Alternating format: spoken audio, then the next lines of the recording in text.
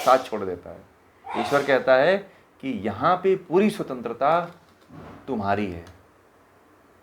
ईश्वर कोई भी आपके साथ किसी भी तरह की, हाँ, अच्छे कार्यों की प्रेरणा आंतरिक रूप से देता है, बाह्य रूप से नहीं देता है, परंतु आप उसकी सुन ही नहीं पाते हो, सुन नहीं पाते हो। मैं इस बात को कहा भी हूँ, आप सुन नहीं पाते हो, ध्यान ही नहीं देते हो उसके ऊपर। वो तब सुन पाएंगे जब आपको ज्ञान होगा, अभी नहीं सुन पाओगे आप। बार बार प्रेरणा आती है, नहीं सुन पाओगे आप।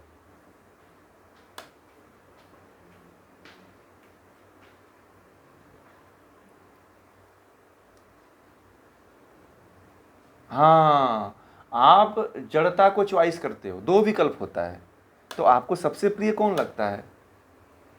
जड़ लगता है। जो हाँ, पता है, परंतु आप उसी को चॉइस करते हो, वहीं जाते हो। अभी मैंने एक वीडियो देख रहा था कि कोई समुद्र के किनारे दो पति पत्नी थे, ठीक है, और दोनों जो है बैठ करके फ़ोटो खिंचवा रहे थे, रील बना रहे थे। तब तक उधर से बहुत तेज़ समुद्र की जुआर आई और इधर कैमरा बना ही रहा है, और कैमरा बनाते हुए दोनों बह गए, फिर मिले ही नहीं, चले गए। और उनको सामने वाले कह रहे हैं कि आ जाओ आ जाओ, नहीं आ रहे। दोनों पति पत्नी हैं और बच्चा वहाँ पे किनारे बैठ के रो रहा है, मेरी मम्मी मम्मी। पूरा वीडियो मैं भी फेसबुक पे देख रहा था। ईश्वर प्रेरणा तो दिया होगा उनको ना कि अब निकल जाओ निकल जाओ, परंतु नहीं माने वो चॉइस किसकी किए थे? प्रकृति का, कि मुझे जितना सेल्फी बना लें, फ़ोटो ले लें, बौछारें आ रही हैं मेरे ऊपर, तो उसका दिखाएंगे चलकर। किसको दिखाओगे? प्रेरणा तो दिया था कि मत समुद्र की लहरों से कभी नहीं खेलना चाहिए, ठीक है, क्योंकि समुद्र की लहरों के पीछे इतना दबाव होता है ना, और दबाव इतना ज़्यादा होता है कि समुद्र कहता है कि किनारों पे कुछ भी हो, खींच के लेके चले आओ अंदर, और फिर उसको उठा करके बाहर फेंक देना, ठीक है।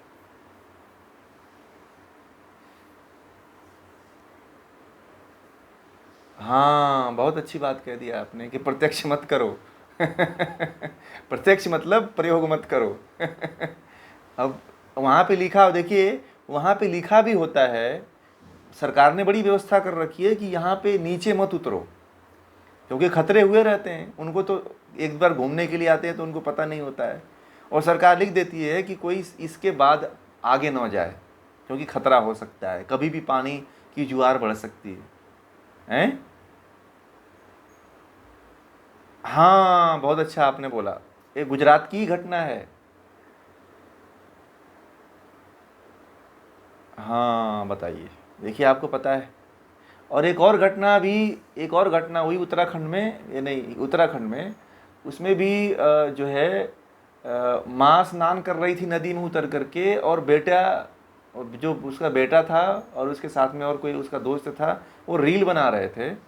तब तक उत्तराखंड में तो जानते ही हैं, नदियाँ बहुत तेज़ धारा में बहती हैं। अब उसके माँ को बहा ले गई, और उसमें वहाँ पे लिखा हुआ है कि इसके भीतर नहीं उतरना है, क्योंकि यहाँ बहुत खतरा है, ठीक है। लोग नहीं मानते हैं और बह गए, समझ रहे हैं? तो मन तो प्रेरित करता है कि मत जाओ, मत करो, परंतु कोई सुनता कहाँ है? मन की बात कोई नहीं सुनता है। देखिए, अनुमान और शब्द, इसका जरूर ध्यान रखिएगा। और अभी जीते जी शब्द कौन है? हमारे जो बड़े लोग हैं, या सरकार है, या प्रशासन है, जमीनी धरातल पे तो शब्द उसी को मानेंगे ना, हैं? अनुमान उन्हीं का मानेंगे ना, हमें तो पता नहीं है, हैं?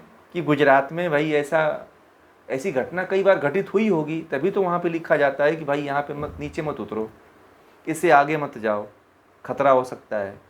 वहाँ पे जो लोग डेली रह रहे हैं उनको पता है, आपको नहीं पता है। आप एक दिन के लिए जाते हो तो खूब मौज मस्ती में रील, ये फ़ोटो।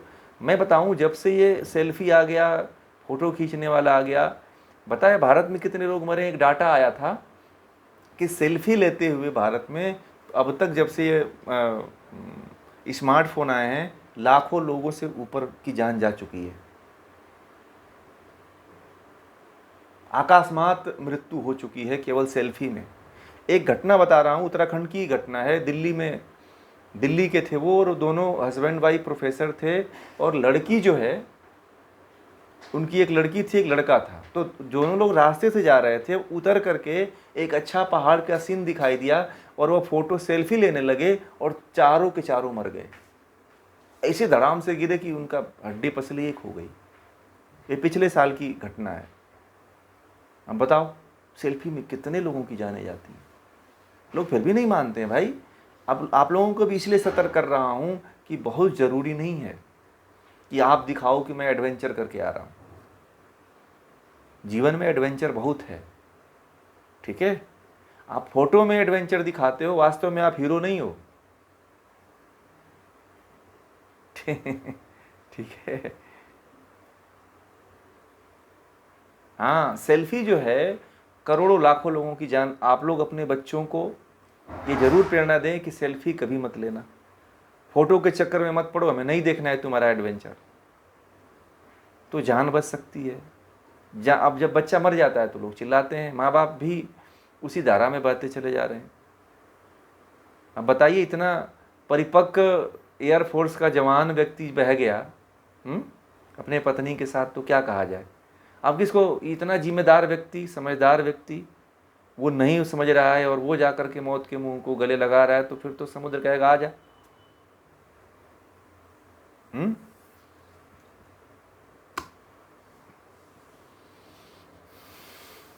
हम अपने, समझिए कि उद्धारक हैं। गीता में कहा है कि हम स्वयं अपने विनाश का कारण हैं और हम स्वयं अपने उद्धार का भी कारण हैं।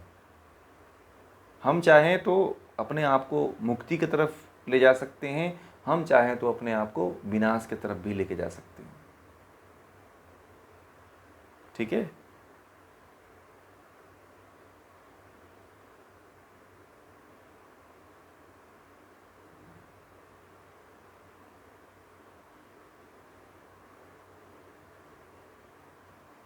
इस बात को समझिएगा।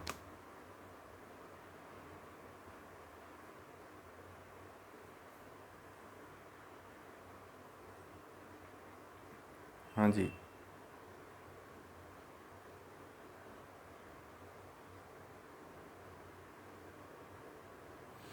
हाँ, वो प्रकृति देवता की ही पूजा करने के लिए कहते हैं। वो तो कभी मूर्ति पूजा की बात ही नहीं की है। उन्होंने कभी कहा ही नहीं कि मेरी पूजा करो। जो भगवत गीता में जो जोड़ा गया है ना, गीता, वास्तविक गीता वो नहीं है। मैं तो आप लोगों को प्रक्षेप बताया था कि इसमें मिलावट किया गया है, और भगवान श्री कृष्ण अपने आप को पूरी गीता में ऐसा नहीं कहे हैं कि मुझे पूजो। ठीक है। वो तो लोगों ने मिला करके पूरा बहुत बड़ा गीता बना दिया कि उनकी पूजा हो सके, लोग उनको भगवान मान सकें, उनको मंदिर बनाया जा सके। ठीक है।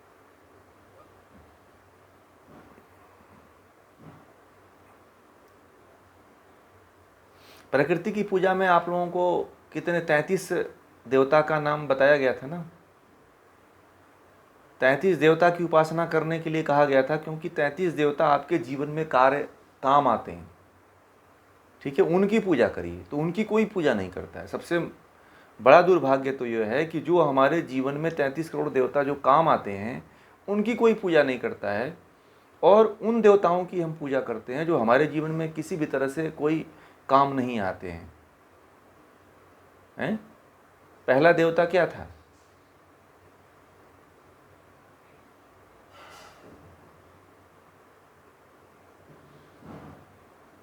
रुद्र है। और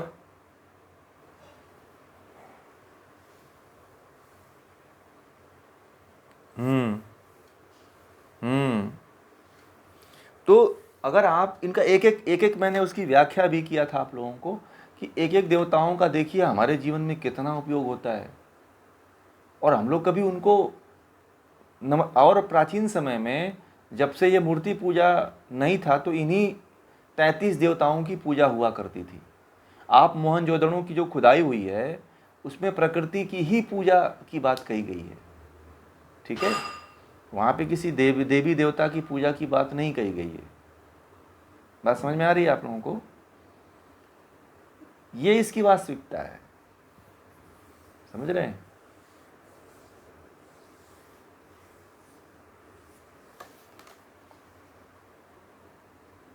सांख्य योग तो देखिए, सांख्य योग तो प्रकृति की पूजा का विरोध करता है, इसलिए तो सबसे हाई लेवल का ये ग्रंथ है। वो तो उसको भी नहीं कहता है, ईश्वर के अलावा तो ये किसी की बात ही नहीं करता है। वो तो कहता है कि 3 पदार्थों को बस समझ लो, जान लो, फिर मुक्त हो जाओगे। तो बहुत ऊंची चीज है सांख्य की। वो तो थोड़ा परिपेक्ष आ गया। तो मैंने बताया कि आपकी निम्नता है उसमें, तो आप निम्नता में भी मान लीजिए कि बहुत ज़्यादा भटक रहे हो। अब एक कैटेगरी के लोग नहीं है ना, एक विचारधारा के लोग नहीं है यहाँ पे। तो जो जिस विचारधारा का है उसको वो पकड़ाया जाता है कि कम से कम यह ऊपर उठेगा। अभी तो ये 33 देवताओं को जानता है, इससे भी ऊपर भी तो उठ सकता है ये। और आप लोग धन्य भाग हो कि ऊपर उठे हो, सब थोड़ी उठ पाते हैं। उनको आप समझाओगे भी कि ईश्वर और ब्रह्म और प्रकृति, तो वो नहीं समझेगा। वो कहेगा कि फालतू की बात कर रहा है, हम इतने दिन से गणेश जी की पूजा कर रहे हैं और ये हमें कह रहा है कि ईश्वर की पूजा करो। ठीक है, वो तो बड़े ऊंचे संस्कार जिनके होते हैं वो ये मेरी बातें सुनेंगे। मैं कहता तो हूँ 10,000 तक लोगों तक पहुँचती है मेरी बातें, उसमें से बहुत 10,000 में से 10 लोग ही समझ पाते हैं, क्योंकि उस लेवल तक वो पहुँचे ही नहीं है कि इस तरह ब्रह्म और ईश्वर कुछ है, प्रकृति अलग है, ईश्वर अलग है, जीवात्मा अलग है। नहीं तो सबको यही पता है कि भगवान जी, हनुमान जी, ये सब वो सब, ये तो जोड़ एक धागे में पिरोने की बात चल रही है कि सबको लेके चलो कि कहीं भटके न ये लोग, कहीं कोई ईसाई न बन जाए, कहीं कोई मुसलमान न बन जाए। इसलिए ये मूर्ति पूजा, मंदिर, ये सब स्थापित किए जा रहे हैं। वास्तव में इसीलिए ये भारत में सब मूर्ति पूजा लाई गई कि कोई अपने धर्म को छोड़ करके दूसरे धर्मों में न जाए। असल में कुल इसका सार यही है। ठीक है, मूर्ति पूजा स्थापित करने का मतलब यही था कि भारतीय अपना धर्म परिवर्तन न कर पाएँ, दूसरे के धर्मों में न जाएं। क्योंकि मनुष्य जन्म में बड़े सौभाग्य की बात है कि आप हिंदू के घर जन्म लिए हो। आज वही आप ईसाई के घर जन्म ले लिए होते, चाहे अन्य किसी के घर जन्म ले लिए होते, तो मुसलमान के घर जन्म ले लिए होते, तो आप मुक्त कभी नहीं होते। ठीक है, ये भी समझ जाओ कि आप जन्म भी ले लिए और ये ग्रंथ पढ़ रहे हो, तो आप कितने सौभाग्यशाली होगे। ठीक है, मैं इसीलिए तो आप लोगों को कहता हूँ कि सब नहीं ये बात पढ़ते हैं, सभी नहीं ब्रह्म की चर्चा करते हैं, सभी ब्रह्म को नहीं समझ पाते हैं, सभी जीवात्मा को नहीं जान पाते हैं, सभी प्रकृति को नहीं जान पाते हैं। ये हजारों जन्मों का तप होता है, वही व्यक्ति जानता है।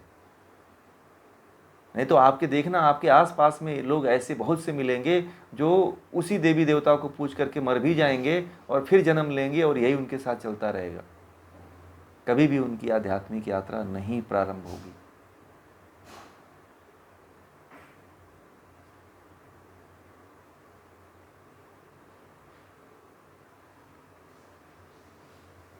समझ रहे हैं? अब लोगों को समझा भी नहीं सकते ना, नहीं समझा सकते। जो आना चाहता है, जो खुद चल करके आएगा, उसको हम बदल देंगे, परंतु जो नहीं आएगा उसको नहीं बदला जा सकता। जो बदलने की इच्छा से आता है ना, उसी में परिवर्तन हो सकता है। जो नहीं बदलना चाहता है, जो नहीं सीखना चाहता है, जो नहीं जानना चाहता है, उसके ऊपर कोई भी कार्य नहीं किया जा सकता है। यह अकाट्य सत्य है, बता रहा हूं आप लोगों को। ठीक है,